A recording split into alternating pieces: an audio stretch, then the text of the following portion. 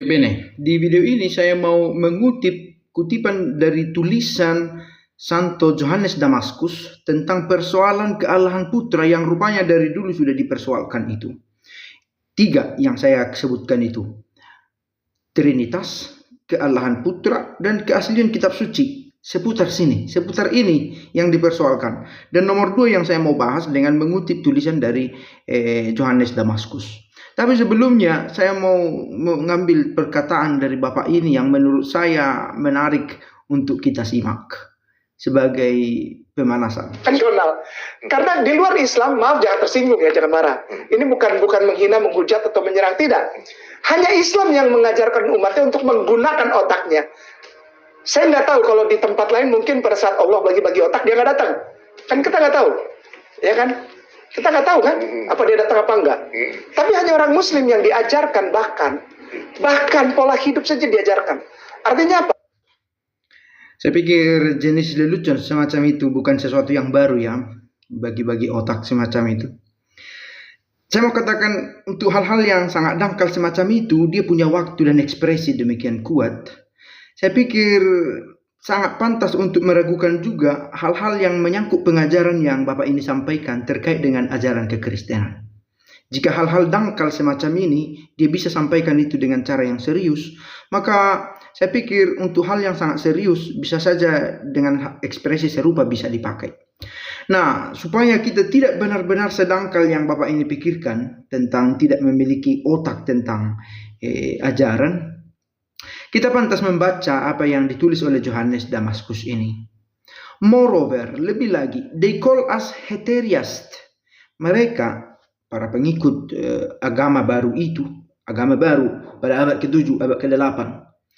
Mereka menyebut kita heteriast atau associator, because, karena they say, kata mereka, kita memperkenalkan sebuah penyekutuan dengan Allah, dengan mengatakan bahwa Kristus itu adalah anak Allah dan Allah.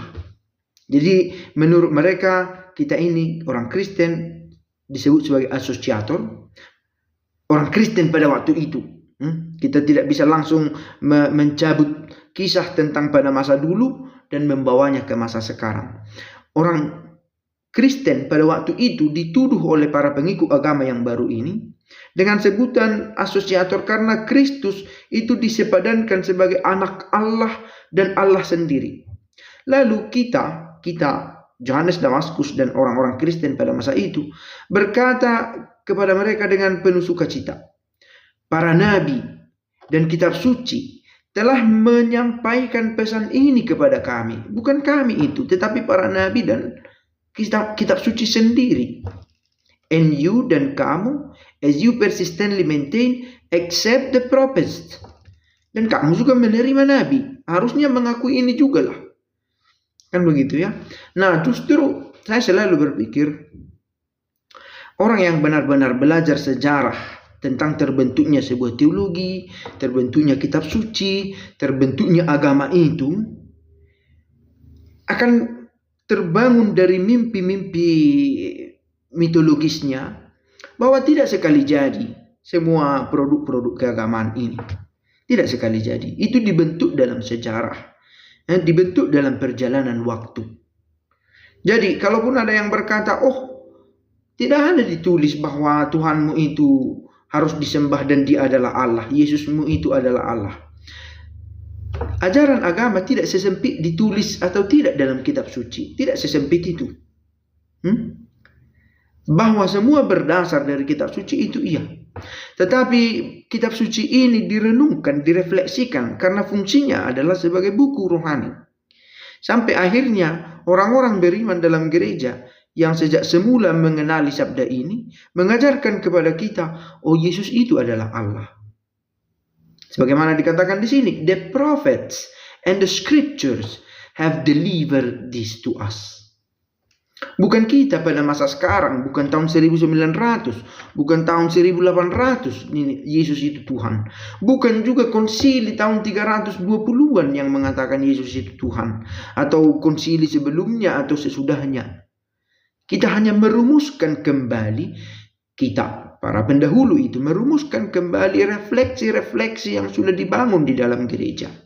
Dan sekali lagi ini adalah tentang iman kekristenan.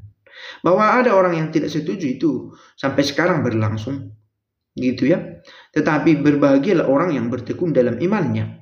Dan bila ternyata menemukan jalan lain, semoga Allah yang maha baik itu juga mengajari orang-orang yang tidak berada dalam kesatuan dengan gereja ini. Saya pikir itu yang bisa kita katakan dengan tetap menghargai setiap cara penyampaian. Sebagaimana secara bercanda Bapak Ustadz ini juga memberitahu bahwa tidak dibagi otak kepada orang Kristen katanya. Saya mengambil ini bukan untuk menjadi referensi, tapi hanya mau mengatakan bahwa tidak berotaknya kita tampak dari banyaknya mitos, banyaknya ruang-ruang gelap dalam kisah-kisah keagamaan kita. Begitu ya. Semakin kita gunakan akal budi, semakin kita temukan kebenaran-kebenaran. Dan kebenaran ini membebaskan kita dalam hidup beragama. Tidak dikungkung oleh aturan-aturan formal yang sejak zaman Yesus sendiri sudah mencoba menghancurkan formalitas-formalitas yang membawa pada kepalsuan, hipokrisi. Yesus sendiri sudah memulai itu. Maka saya pikir pekerjaan kita sekaranglah untuk dalam kejujuran dan dengan akal budi menemukan kebenaran. Dan kebenaran itu memerdekakan. Semoga. Ciao, ciao.